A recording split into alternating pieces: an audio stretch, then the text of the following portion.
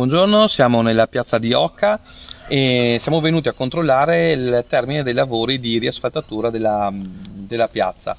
Questo lavoro ha fatto parte del primo stralcio di circa 118.000 euro che riguarda la parte delle piste attorno alla piazza, opere che si sono concretizzate nella riasfaltatura appunto, nella costruzione dei marciapiedi, dei cordoli, della pista pedonali e anche i nuovi impianti per l'illuminazione.